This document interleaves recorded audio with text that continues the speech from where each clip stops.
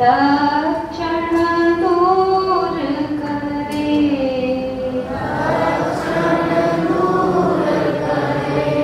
ओम जय सद्गुरु स्वामी,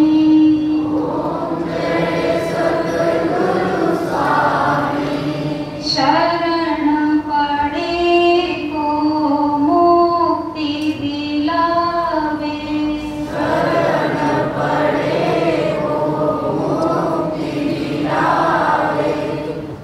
भव भ्रमण मिटे उनका,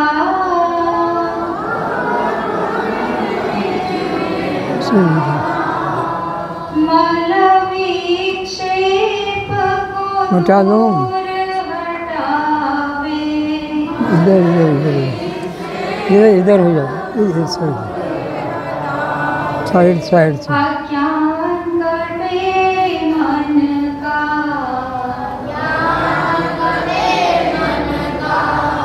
ओम जय सद्गुरु स्वामी,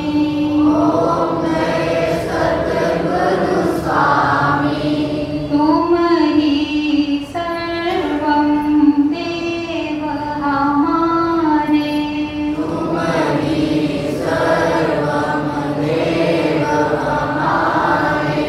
चाह नहीं है किसकी,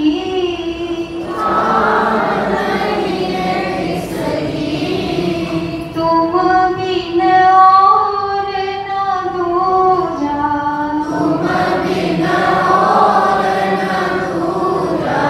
पूजा करूं मैं जिसकी,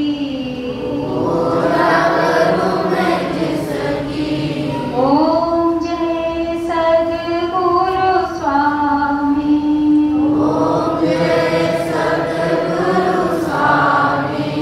राग द्वेष मन से हटाया,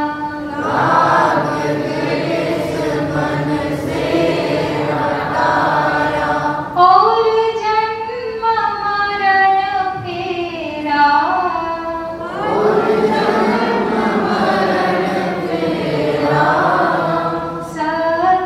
सत्यासत्य विवेक कराया,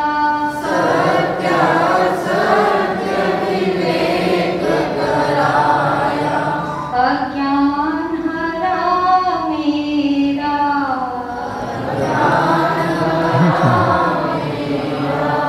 ओम जय सद्गुरु स्वामी,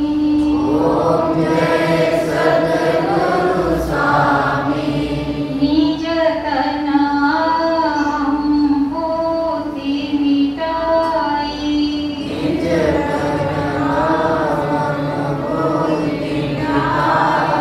भय सचराचर वासी,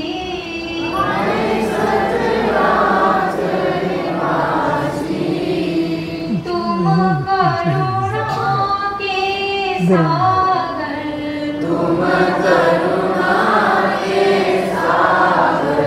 प्रभु आनंद घन राशि,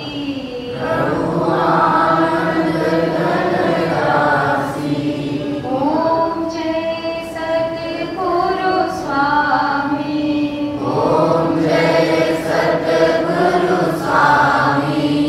दया प्रेम और समता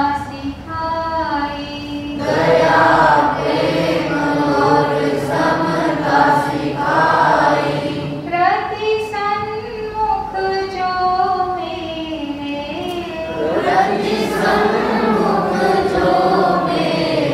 और वासी नहीं। जो उपकार किया प्रभु मुझ पर,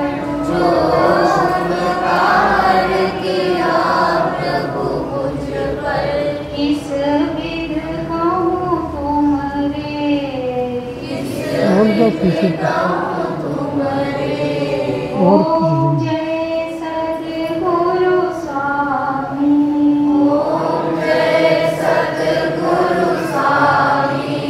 तन मन धन से सेवा कर, और हो जाओ।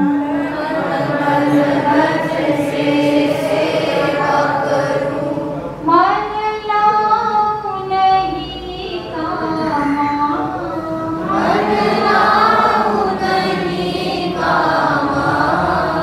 शांता गुरुमुख आरत हूँ,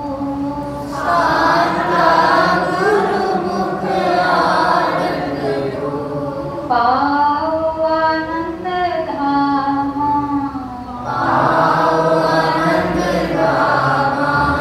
ओम जय सद्गुरु स्वामी, ओम जय सद्गुरु स्वामी, ओम जय सद्गुरु स्वामी, ओम जय सद्गुरु स्वामी, प्रभु जय सद्गुरु स्वामी, प्रभु जय सद्गुरु स्वामी, मुमुक्षु जनों के संशय, मुमुक्षु जनों के संशय, तत्क्षण दूर करे, तत्क्षण दूर करे, ओम जय सद्गुरु स्वामी, ओम जय सद्गुरु स्वामी, ओम जय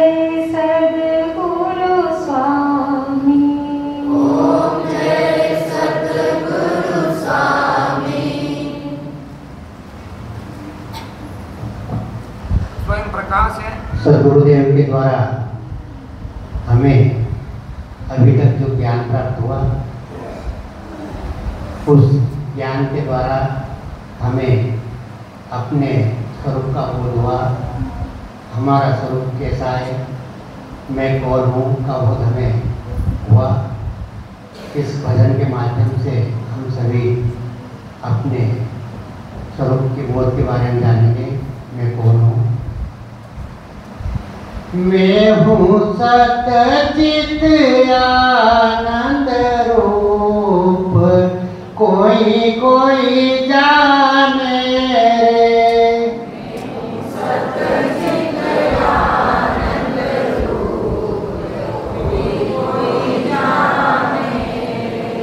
मैं हूँ सतचित आनंद रूप, कोई कोई जाने रे।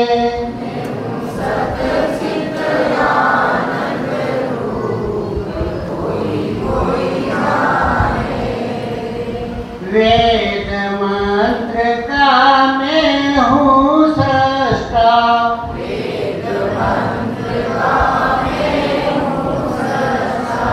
मन वाणी का मैं हूँ दृष्टा,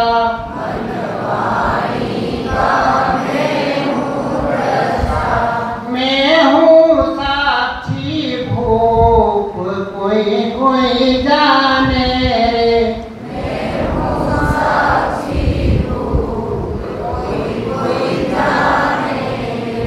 मैं हूँ सतचित आनंद रूप, कोई कोई जाने रे।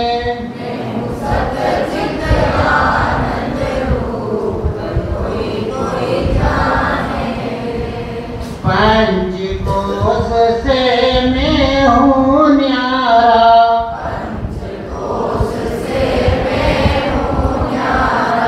तीन अवस्थाओं से भी पारा,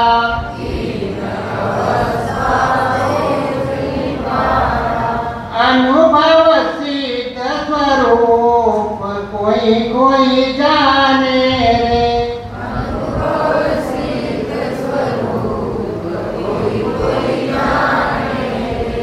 मैं हूँ सतचित आनंद रूप, कोई कोई जाने रे।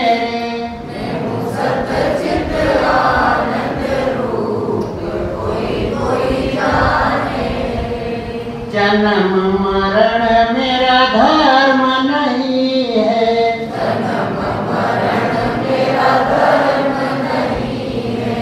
पाप पुण्य कुछ कर्म नहीं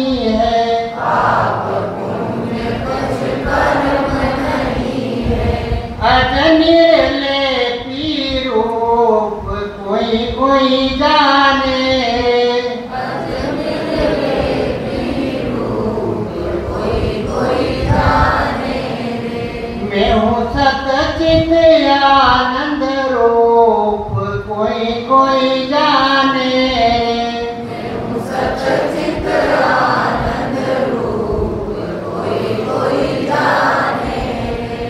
सूर्य चंद्र में तेज है मेरा,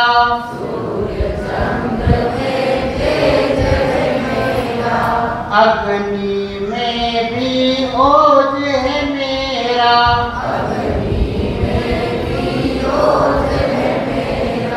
मैं हूँ स्वयं प्रकाश कोई कोई जाने रे।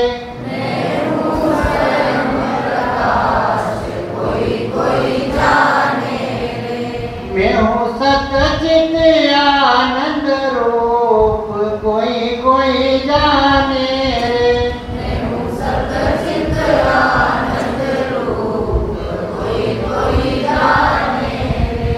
तीन लोक का मैं हूँ दृष्टा,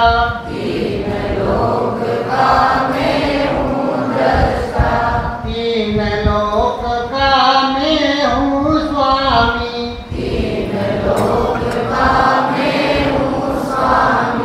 घट घट व्यापी अंतर्यामी,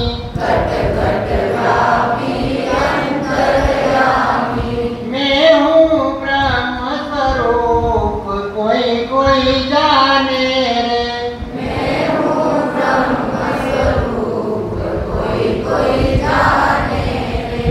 आत्मा ही परमात्मा जानो,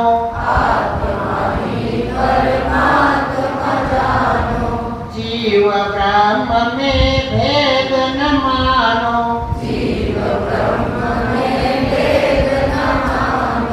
मैं हूँ आत्म स्वरूप कोई कोई जाने रे।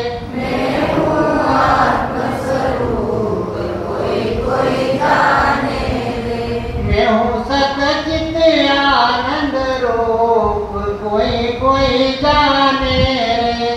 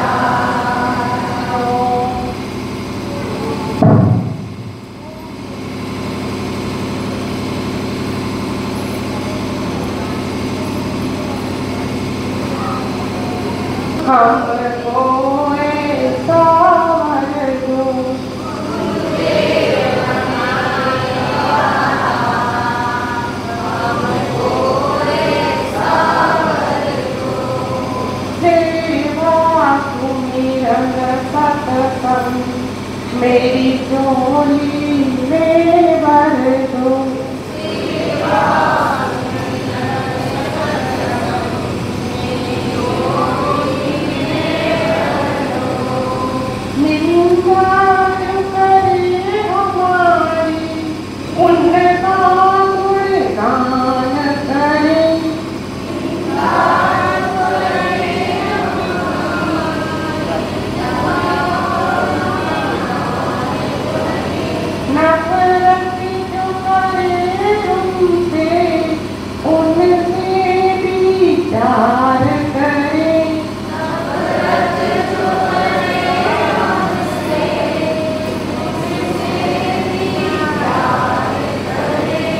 समता भाव जगा कर प्रभु प्रेम का रस भर दो।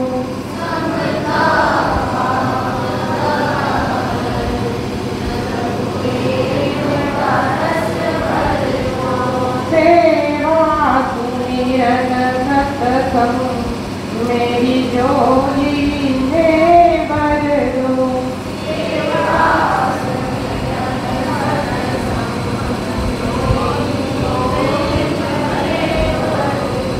गुरुदेव मेरे दाता हमको ऐसा वर दो।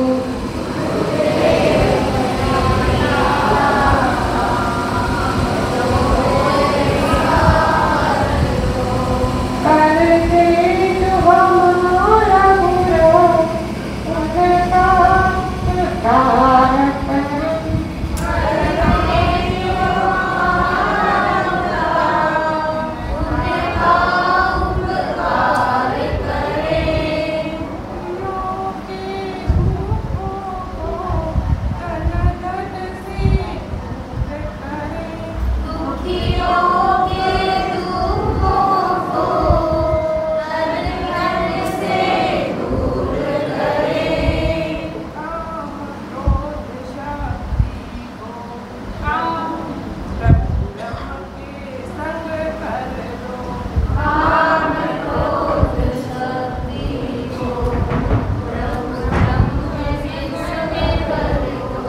सेवा सुमिरन सत्संग मेरी झोली में भर दो।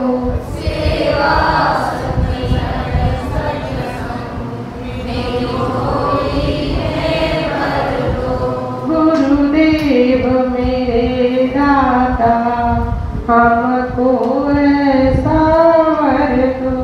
गुरुदेव मेरे दाता हमको ऐसा वर दो।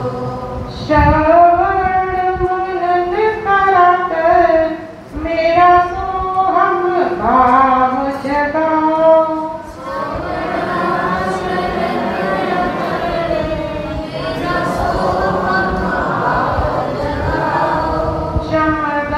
श्रद्धा को मेरे जीवन में लाओ।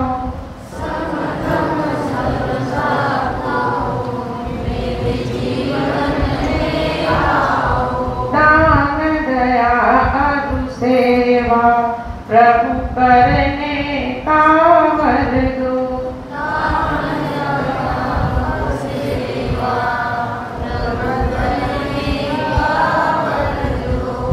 सेवा सुमिरन सत्संग मेरी झोली में भर दो। सेवा सुमिरन सत्संग मेरी झोली में भर दो। गुरुदेव मेरे दाता हमको ऐसा वर दो। गुरुदेव मेरे दाता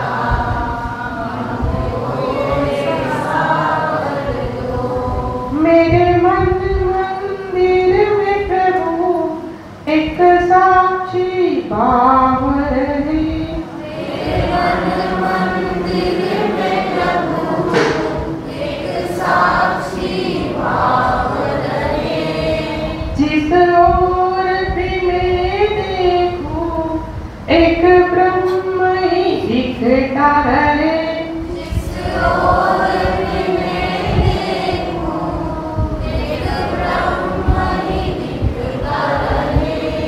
यो अर्ज मेरी दाता गुरुदेव पूरी कर दो। यह अर्ज मेरी दाता गुरुदेव पूरी कर दो। सेवा सुमिरन सत्संग मेरी झोली में भर दो।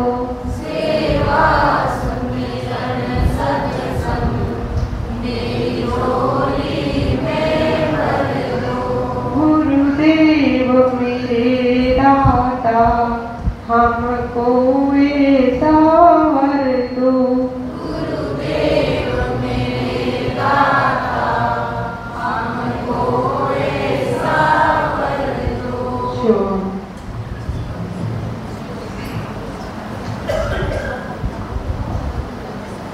निर्गुण रंगी चादरिया रे कोई ओढ़ संत सुजा।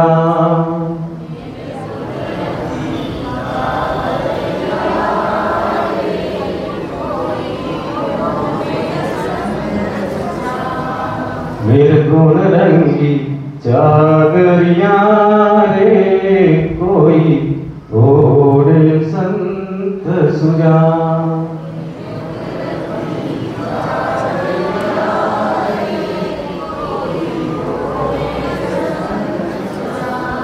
कोई ओढ़े संत सुजान रे।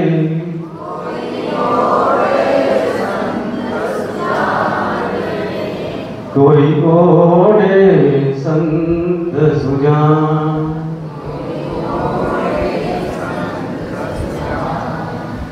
कोई कोई बिरला जगन।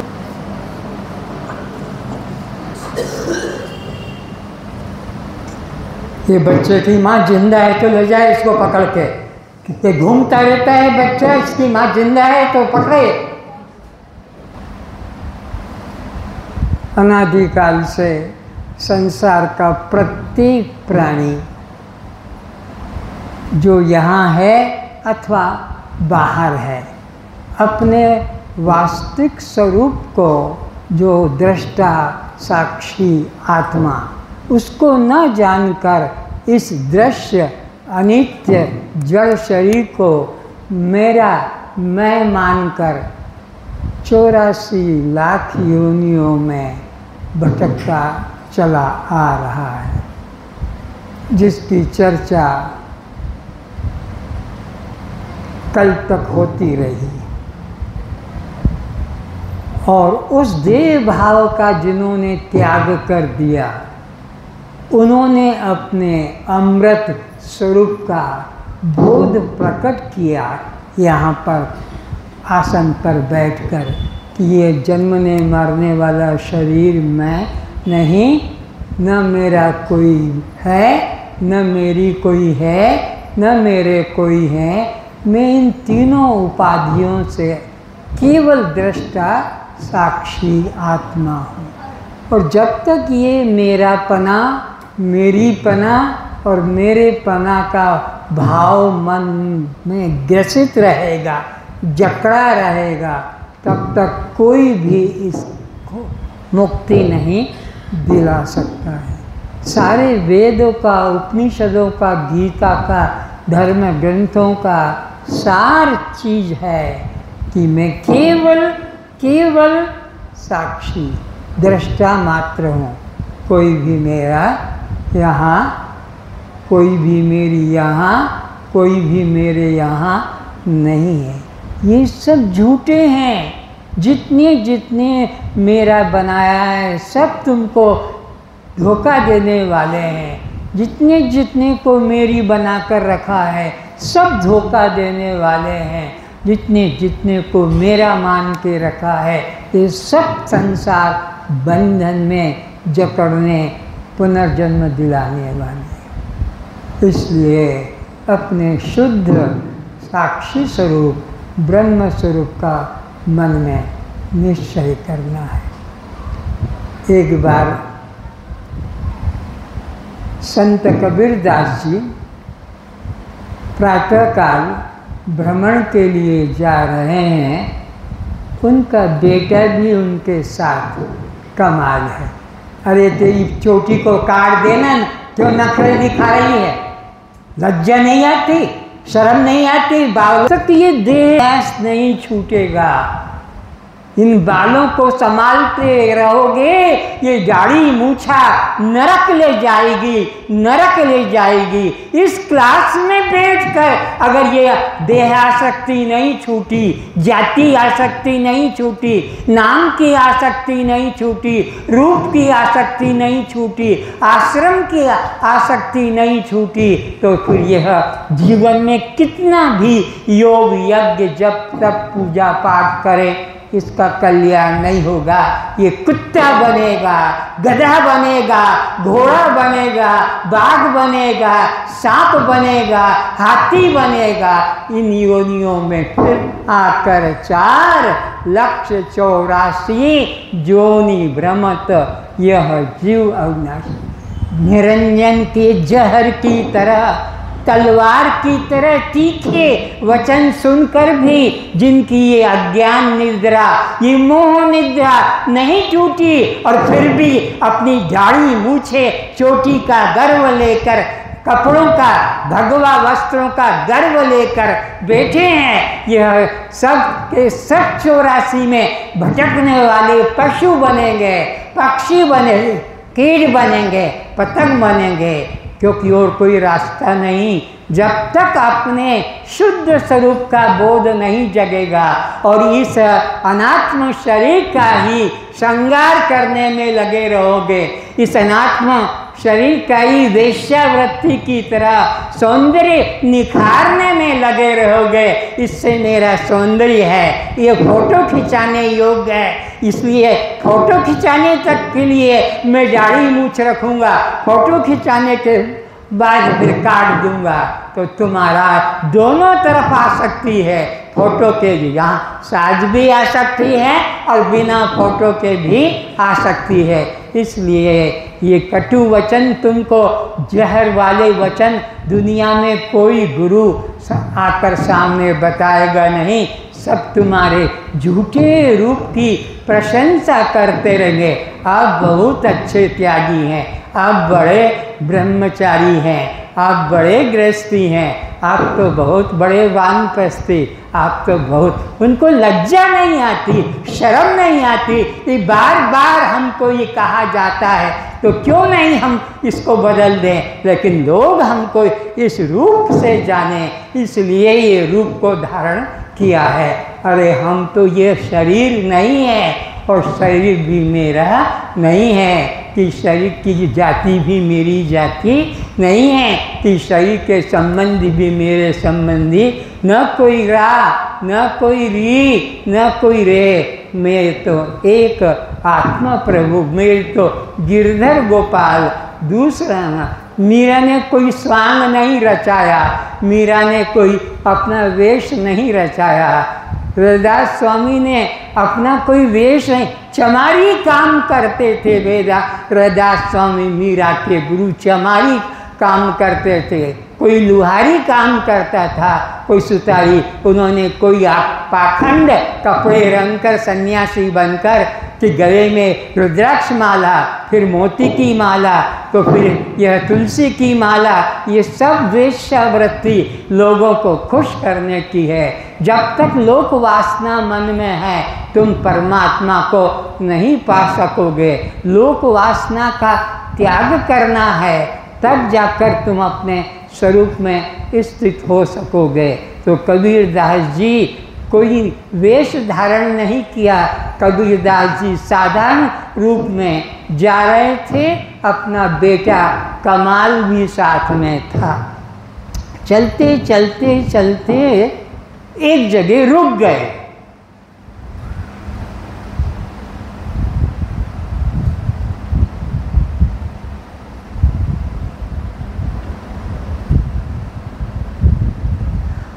आंखों से आंसू गिर रहे।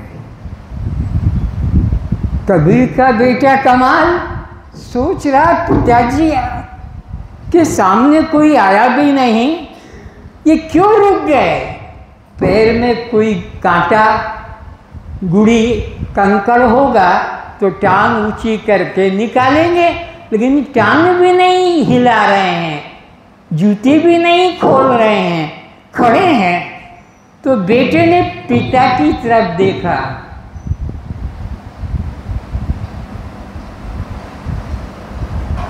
आंखों से आंसू गिर रहे हैं।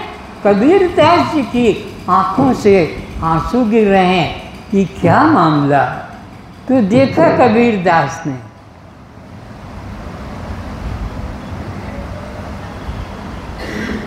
वो महिला की तरफ देख रहे हैं। कबीरदास जी महिला को देख रहे हैं और आंखों से आंसू गिर रहे हैं।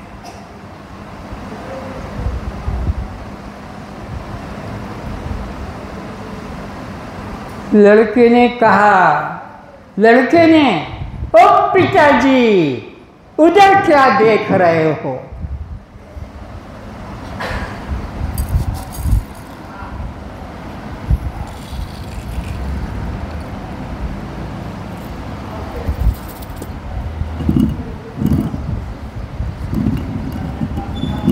चलती चक्की देख के दिया कबीरा रोल।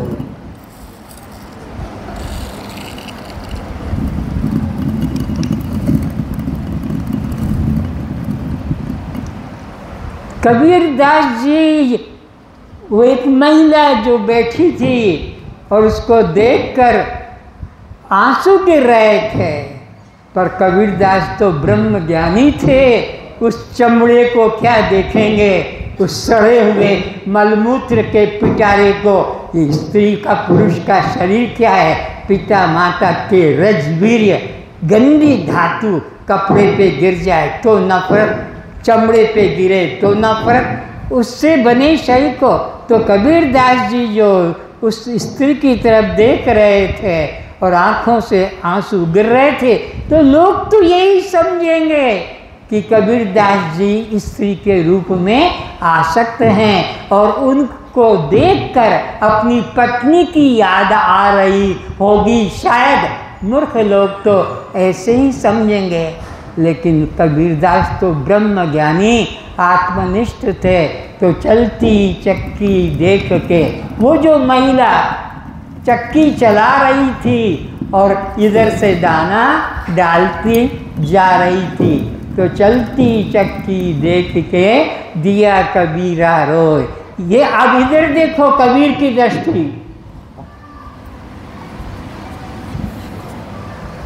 दो पाटन के बीच में, दो, एक ये और एक ये, दो पाटन के बीच में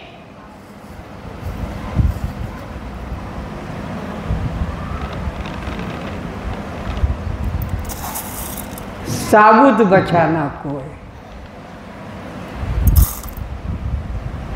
ये दो पाठ हैं, देह भाव और जीव भाव।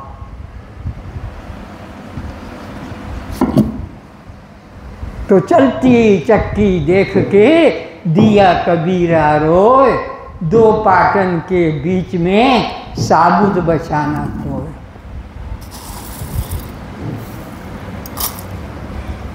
तो कबीर का बेटा कमाल अपने पिता को कहता, ओ पिताजी उधर क्या देख रहे हो, इसमें क्या है, उसको देखो, उसको देखो।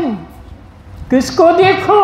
दो पाटन के बीच में ये जो किली है, ये जो सेंटर में जो धुरी है, यह, इसको देखो, इसके साथ जो दाना लगा है, इसके साथ जो दाना लगा है वो सुरक्षित है। जो इसको छोड़कर आगे बढ़ गया वो पिस गया। समझ में आ गया? नहीं आया?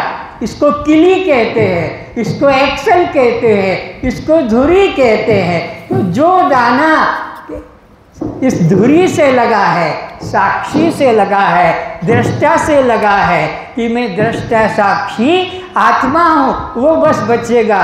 और जहाँ हटा स्त्री पुरुष, ब्राह्मण क्षत्रिय वैश्य शूद्र या ब्रह्मचारी गृहस्थी वानप्रस्थी या ब्राह्मण क्षत्रिय वैश्य शूद्र हिंदू मुसलमान सिख सब पिसेंगे, इनका कल्याण नहीं होगा। इसलिए चलती चक्की देख के दिया कबीरा रोए, दो पाटन के बीच में द्वैत भाव जब तक तुम अपने को रखोगे द्वैत भाव में फंसाकर, वो और है और मैं और हूँ, यह मैं हूँ वह वहाँ है, वो स्वर्ग में है, मंदिर में है, तीर्थ में है, मैं यहाँ हूँ।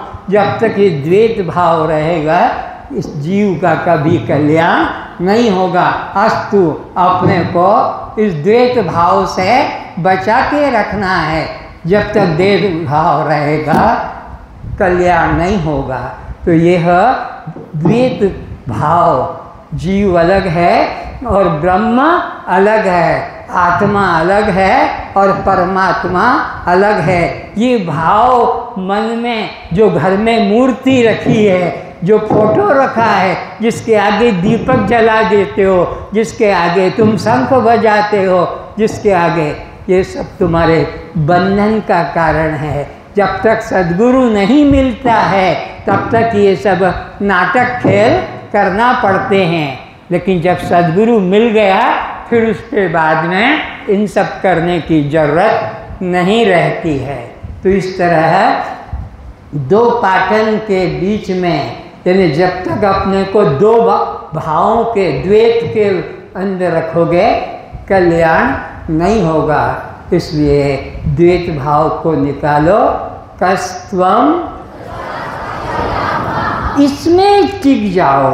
ये अद्वैत भाव है, तुम्हें पुनर्जन्म लेना नहीं पड़ेगा। और जब तक तुम अपने को आत्म भाव में, चेतन भाव में, दृष्टा भाव में स्थित नहीं करोगे, पुनरपि जननम पुनरपि मरणम पुनर्जननी जठरे शयनम, माँ के पेट में बार बार जाना पड़ेगा। कभी कुतिया के पेट में, कभी गधेड़ी के पेट में, कभी हथिनी के पेट में, कभी सुवर्णी के पेट में, कभी बिल्ली के पेट में, कभी चुहिया के पेट में जाना पड़ेगा। ये रूप जो आज लेकर बैठे हो ये सदा के लिए रिजर्वेशन नहीं है, पक्का कर लो, ये इसी जीवन का है। अगला जन्म तो तुम्हारा कुतिया में, गधेड़ी में, हथनी में, ऊँटनी में, बिलाड़ी में और किसी तरह के कीट पतंग में होगा, या कोई झाड़ बनोगे, या पौधा बनोगे, या कोई पहाड़ बनोगे, या पत्थर किसी खेत की मिट्टी बनोगे। आप इसीलिए तो 84 लाख योनियाँ कही है, एक योनि थोड़ी ही हमारी, 84 लाख योनियाँ है, बदल बदल कर। इसलिए इस देव दुर्लभ योनि को ऐसे ही नष्ट मत होने दो, इससे बचाओ, संभालो। इसीलिए तो राम जी तीर्थ यात्रा करके आए थे और अपने घर में उदासीन बैठे, न माँ से बात करने को इच्छा, क्योंकि ये फिर बदल जाएंगी, ये माँ सदा नहीं रहेगी। बाप से भी बात करने की इच्छा नहीं जगी कि बाप भी बदल जाएगा, ये कर्मकांडी गुरु भी बदल जाएगा। वशिष्ठ जी से कहा कि मेरे के एक मन में दुख सता रहा है कि 84 लाख योनियों के बाद भटकते भटकते दुख पाते ये देव दुर्लभ योनि मिली है, ये ऐसे ही नष्ट न हो जाए। अगर ये नष्ट बिना आत्मा को जाने, बिना परमात्मा को जाने, बिना मैं को जाने, अगर ये नष्ट हो गया तो फिर मेरे को 84 में भटकना पड़ेगा और मैं 84 में जाना नहीं चाहता। हे गुरुदेव रक्षा करो, त्राहिमाम। राम जी चीख कर रो कर गुरु वशिष्ठ जी से प्रार्थना करते हैं कि यह कितना कष्ट भोग कर ये जीवन मिला, और अगर ये ऐसे ही चला गया तो फिर मेरे को 84 में भटकना पड़ेगा। तो हे गुरुदेव ऐसी दया करो कि बिना आत्मा को जाने देह नष्ट, देह भोगों में नष्ट ना हो जाए, देह चमड़े में अटक कर नष्ट ना हो जाए। ये चमड़े में अटक गया तो चमार बनेगा, क्योंकि चमड़े में आसक्ति है, चमड़े के सौंदर्य को, रूप को, जाति को, संबंध को, आश्रम को अपना माना। तो हे गुरुदेव आत्मा को बिना जाने मेरा शरीर नष्ट न हो जाए, ये बेटा बेटी, नाती नतनी, पोता पोती के अंदर मैं अपना जीवन नष्ट न करूं।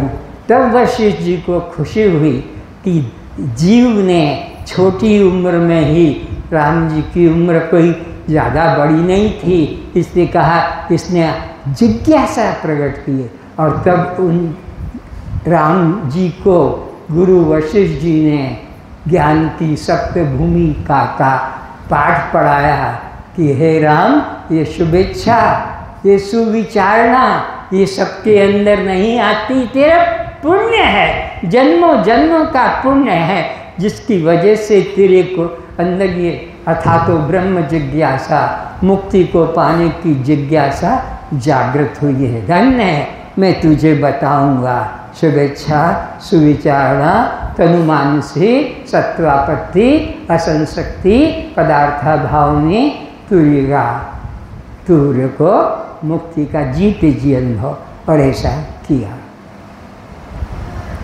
तो ये देव दुर्लभ योनि को मेरे सामने तो आकर बैठ जाते हो 2 घंटा, लेकिन जहाँ से उठते ही मोबाइल पकड़ते हो, क्या हुआ, दुकान कैसी चल रही है, लड़की कैसी है, या मेरा उसका कारखाना कैसे चल रहा है, मेरे को फ़ोन तुमने नहीं किया, इत्यादि। बस यहाँ से उठते ही सत्संग में भी लेकर आते हो साथ में, और सत्संग से उठकर जाते हो तो संग संग मोबाइल ये तुम्हें इतना डांट के रखता हूँ इसलिए तुम बात नहीं करते हो, लेकिन जब मैं चला जाऊँगा सत्संग में बैठे बैठे भी तुम लोग बातें करते हो मोबाइल के द्वारा, क्योंकि वो निरंजन तो अब यहाँ है नहीं रोकने वाला। यहाँ पर तो सब हम गुरु भाई बहन चोर चोर मोसरे भाई की तरह, अब यहाँ कौन रोकने वाला है। और बातें कर रहे हैं और कोई भजन गा रहा है और कोई पीछे बैठकर मोबाइल से बातें कर रहे हैं। सद आह्वान लगते ज्ञान कल्याण नहीं हो पाएगा।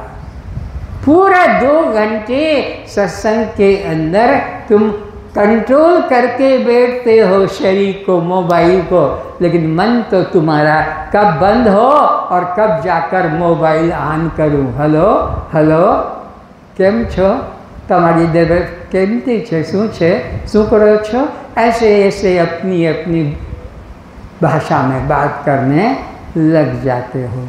अस्तु, एक और घटना घटी। राबिया एक महिला यशोदा की तरह त्यागी थी और उसके सत्संग में लोग आते थे। राबिया देखती थी कि मंदिर की घंटी बजे, कि मंदिर का शंख बजे, कि मंदिर की वो करताल मंजीरा बजे, कि लोग उठ के सत्संग में से चले जाते। सत्संग में से वो घंटी सुनकर, शंख की आवाज़ सुनकर सोचा इनका कल्याण नहीं होगा। मेरे पास आकर बैठ जाते हैं लेकिन मन तो इनका उसमें जुड़ा रहता है। तो राबिया ने एक काम किया, आश्रम के बाहर एक सुपड़ा जिसमें ऐसे करते हैं, क्या बोलते हैं, सुपड़ा, और एक चलनी लेकर बैठ गई। 6:30 का टाइम,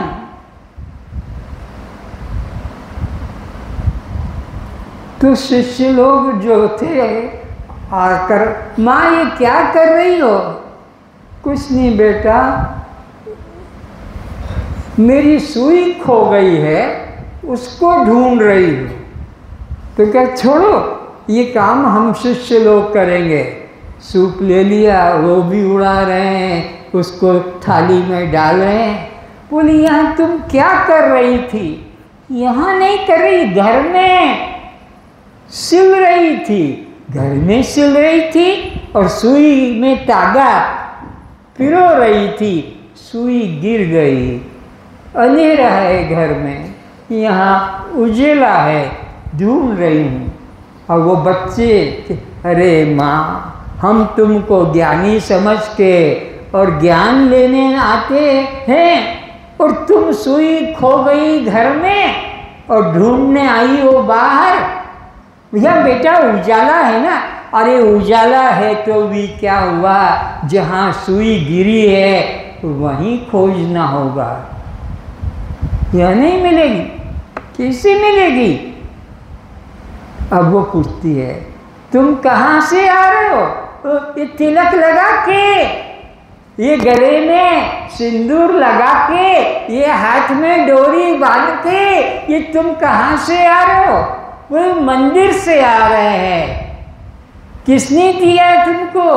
ये पुजारी जी ने भगवान के ऊपर से उतार के दिया है, भगवान के ऊपर से निकाल कर लगाया है। तो भगवान वहाँ बैठा है और परमात्मा तुम्हारा हृदय में है, हृदय में परमात्मा है, उसको ना अनुभव करके मंदिर में जा रहे हो। तुम्हारी बुद्धि मारी गई है। हृदय में चैतन्य परमात्मा विद्यमान होते हुए भी तुम उसको बाहर पत्थर की मूर्ति में, लकड़ी की मूर्ति में, इसमें खोज रहे हो परमात्मा। परमात्मा तो ईश्वर सर्वभूतानां हृदय से जीवति, राम उमा सब अंतर्यामी। और तुम ढूंढ रहे हो मंदिरों में, तुम ढूंढ रहे हो मूर्तियों में, तुम ढूंढ रहे हो चित्रों में, तुम ढूंढ रहे हो ध्यान में। परमात्मा की अनुभूति बाहर के जगत में नहीं होगी। जब 12 दिन में कुछ नहीं हुआ तो 1 घंटे में क्या होगा? बात समाप्त करता हूँ। तुम भी उसी इंतजार में हो कि प्रसाद लें और घर जाएं ताकि दिन भर आराम रहे।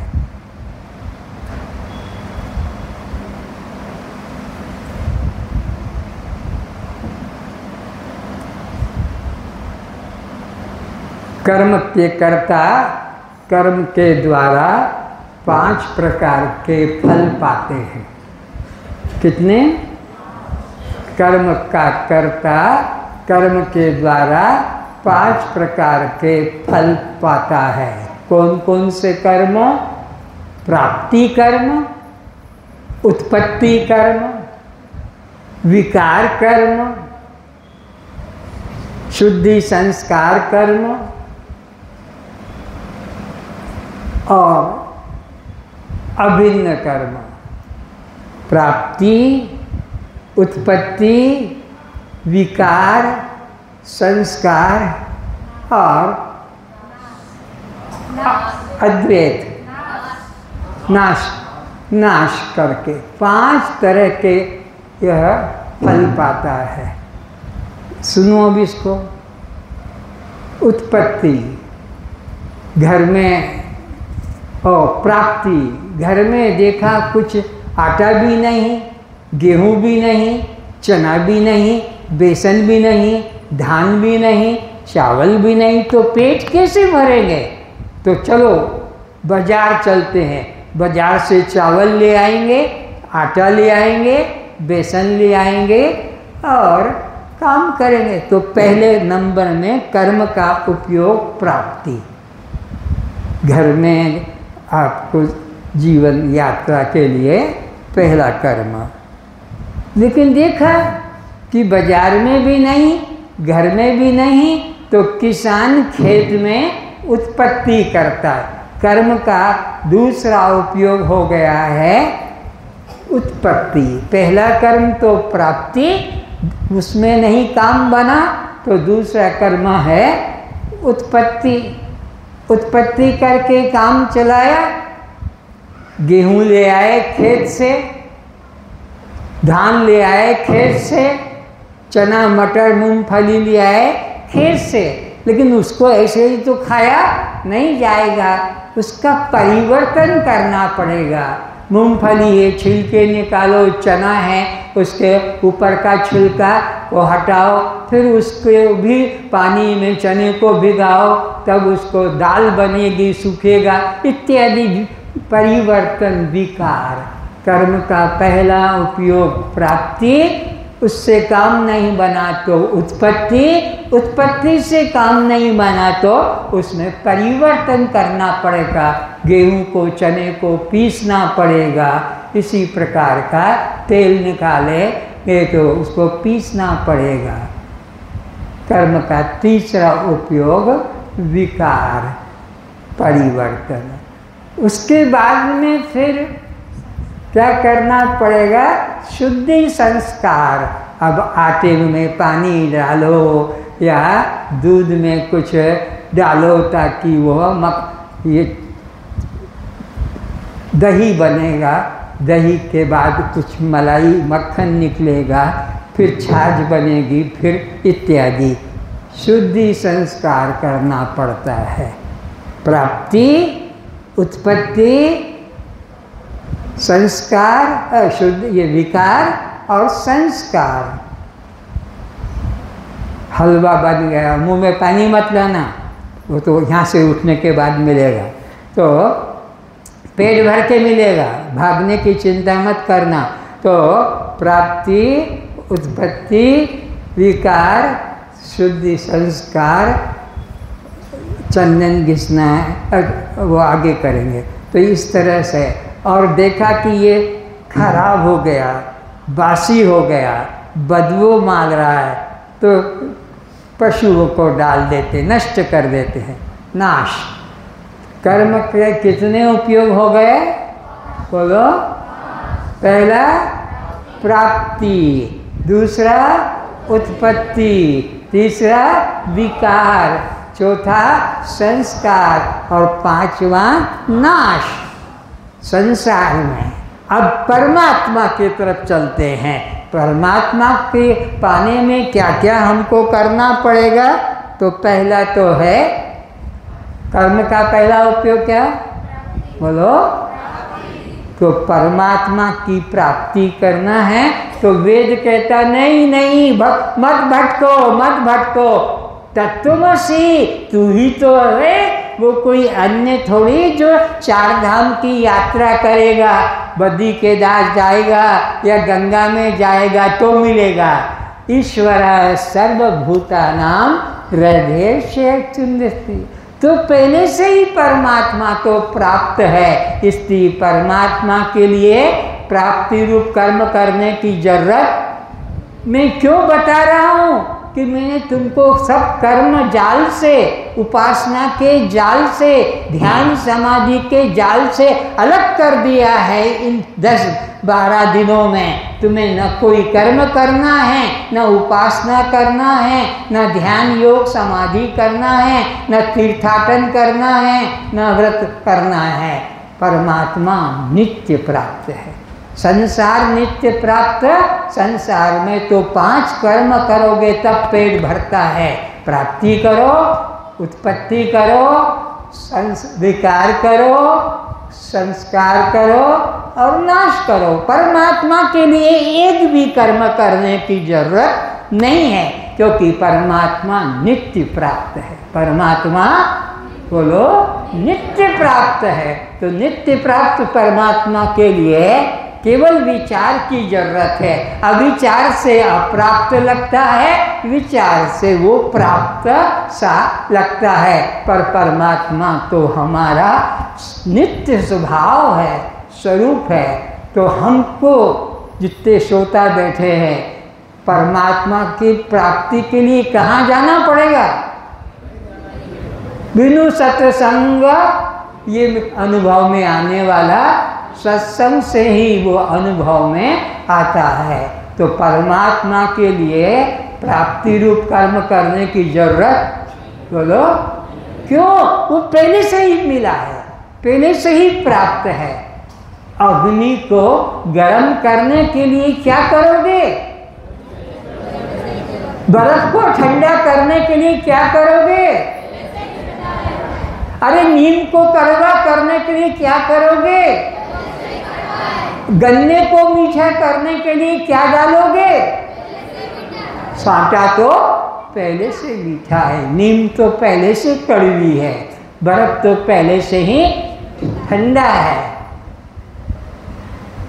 अग्नि तो पहले से ही, परमात्मा तो पहले से ही प्राप्त है। कितना सुंदर हल निकल आया।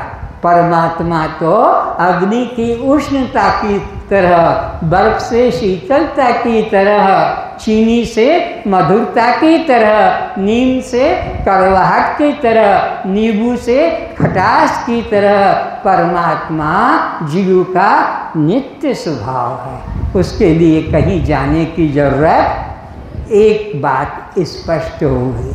अब आया उत्पत्ति की बात। गेहूं नहीं, मक्का नहीं तो खेत में बीज डालो, उत्पत्ति करो। चावल नहीं तो धान डालो, उत्पत्ति करो। गुड़ नहीं तो फिर गन्ना सांचे की उत्पत्ति करो। जो चीज़ नहीं है उसकी उत्पत्ति होती है। परमात्मा भी क्या जन्मने मरने वाला है क्या? वो तो अजन्मा है। तो अजन्मा परमात्मा के लिए उत्पत्ति रूप कर्म करने की ओम स्वाहा स्वाहा स्वाहा, ये पंडित लोग आएंगे, घी अग्नि के ऊपर डलवाएंगे, स्वाहा स्वाहा। परमात्मा के लिए कोई यज्ञ करने की, कोई स्वाहा क्रिया करने की जरूरत नहीं है। परमात्मा तो नित्य हमारा स्वभाव है। अग्नि की उष्णता की तरह अग्नि सदा उष्ण है, ब्रह्म जीव कैसा है? बर्फ सदा ठंडा है, शक्कर सदा मीठी है, नीम सदा कड़वा है, जीव सदा ब्रह्म है। जीवो ब्रह्मेओ केवलम, वेद कहता है कि जीव केवल ब्रह्म है और उसके अलावा कुछ भी नहीं है। वो जब देह में अभिमान करता है कि मैं मनुष्य हूँ, मैं स्त्री, ये जीव जब इस चमड़े में, इस चमा में अभिमान करता है, तब इसको 84 में भटकना पड़ता है। तो इस तरह से जीव को मुक्ति पाने के लिए न तो उत्पत्ति रूप कर्म करना है, न प्राप्ति रूप करना है, और अब विकार रूप कर्म की भी जरूरत नहीं। संसार में तो विकार करना पड़ेगा, नहीं तो कैसे काम चलेगा। इधर उधर से जाते हो, खिड़की दरवाज़ा टकराता है तो दूसरी तरफ दरवाज़ा आने जाने का बना लेते हो। ये सीढ़ी से बार बार बच्चे गिर जाते हैं तो सीढ़ी बंद कर देते। विकार कर्म करना संसार में जरूरी है। आटा बनाना पड़ेगा। तुम आटा बनाते हो कि गेहूं पीसते हो? लेकिन सब कहते हैं कहाँ जा रहे हो? आटा पिसाने जा रहे हैं। अरे आटा आज तक दुनिया में किसी ने पीसा नहीं। आटा पीसने की कोई मशीन नहीं होती है, पर सारे पढ़े लिखे लोग हाथ में झोला, MA, MCom, डॉक्टरेट किया है, इंजीनियर किया है। कहाँ जा रहे हो? आटा पिसाने जा रहा हूँ। आटा पिसाने जा रहे हो? आटे को कौन सी मशीन पीसती है? आटे को पीसते कि गेहूं को? और बेसन पिसाते हो तो बेसन पिसाते हो कि चने की दाल पिसाते हो? लेकिन सब बेसन पिसाते हैं, आटा पिसाते हैं। इसी संसार में सब उल्टी भाषा चल रही है। तो इस तरह से परमात्मा में अब विकार रूप कर्म क्या करना है? इधर की खिड़की उधर, इधर का सीढ़ी उधर करवाना है। परमात्मा को पाने के लिए कोई विकार रूप कर्म करने की जरूरत है तो पता लगा परमात्मा तो निर्गुण निराकार है। निर्गुण निराकार में कोई विकार, सगुण साकार में विकार है। यहाँ तक कटवा लिया, हाफ शर्ट बन गया। नीचे का पैंट कटवा लिया, हाफ पैंट बन गया। इसी तरह जो जो चीज़ तुमको अनुकूल पड़ती है काट पीट जोड़ के कराते हो। परमात्मा में कोई विकार कर्म की जरूरत नहीं, क्योंकि परमात्मा नित्य शुद्ध और निर्विकार। परमात्मा नित्य शुद्ध निर्विकार में विकार कर्म की भी जरूरत नहीं है। अब कर्म का चौथा उपयोग, संसार में पांचों जरूरी है जीवन निर्वाह के लिए, लेकिन परमात्मा के तरफ जाने में एक भी कर्म का उपयोग न तो प्राप्ति करना है, क्यों? पहले से प्राप्त है। उत्पत्ति करना नहीं, क्यों? वो अजन्मा है, उसकी उत्पत्ति नहीं, और वह निर्विकार है, निराकार है। इसलिए विकार कर्म भी अब आया संस्कार, शुद्धि संस्कार। तो चंदन घिसो, फिर उसमें जो है थोड़ा रंग मिला दो, फिर फूल तोड़ के लाओ, फिर अग्नि मांग कर लाओ, फिर दीपक बत्ती बनाओ। ये सब प्रपंच करना पड़ता है साकार में। परमात्मा के लिए न फूल तोड़ने की जरूरत है, न घी का दीपक बनाना है, न तुमको चंदन घिसना है। बचपन की बात बता दूं, जब ये छोटा था, इसका पिता कहीं बाहर जाता था तो कहता था मेरे भगवान की पूजा करना। तो मैं देखता था वो एक पत्थर के टुकड़े पर पानी डाल के एक लकड़ी को घिसते थे, वो चंदन कहलाता था। उसको घिसते थे। तो वो कितने दिन में आओगे? बोलो मैं 3 दिन में आऊँगा। आज का तो उन्होंने काम कर ही लिया था, अब 2 दिन का मेरे ऊपर बोझा पड़ गया। अब मैं क्या करूं? छोटा बच्चा और वो चंदन का लकड़ी, वो इसको घिसे तो मेरे से घिसा नहीं जाए, वो वैसा का वैसे ही पानी। तो मैं क्या करता, वो कच्ची ज़मीन थी गोबर वाली, उस पर पानी डालकर उस ज़मीन खुरच के उस पत्थर पे रख के और रंग हल्दी का मिला लेता, वो बढ़िया चंदन बन जाता। और फिर थोड़ा कलाकार तो बचपन से हो, माचिस की तीक लेके वो कृष्ण की पहले पूरे शरीर पे, मुरली पर, चादर चुनरी पे, सब पे बहुत सुंदर बनती थी। तो जब वो आते थे तो देखते थे कि अच्छे पूजा किया है, तो ठीक से पूजा करता था, रोज करता था। हाँ, पूछ लो इनसे, बाप को कहता है, मेरे को मत पूछो, इन्हीं से पूछो। तो बोले वो क्या बोलेगा? तो वो नहीं बोलेगा तो मैं बोलता हूँ, मैं पूजा करता था, ये प्रमाण है। तो कहने का अर्थ है विकार रूप संस्कार रूप कर्म साकार में जरूरत है, निराकार परमात्मा में संस्कार कर्म की, कि गंगा लाओ, गंगा जल लाओ, या चंदन लाओ, या यह घी लाओ और यह भोग लगाओ, कुछ नहीं। अब आ गया कर्म का अंतिम रूप योग, नाश रूप कर्म। नाश रूप कर्म में तो परमात्मा के लिए किसका नाश करना है? परमात्मा तो अविनाशी है, तो परमात्मा के लिए नाश रूप कर्म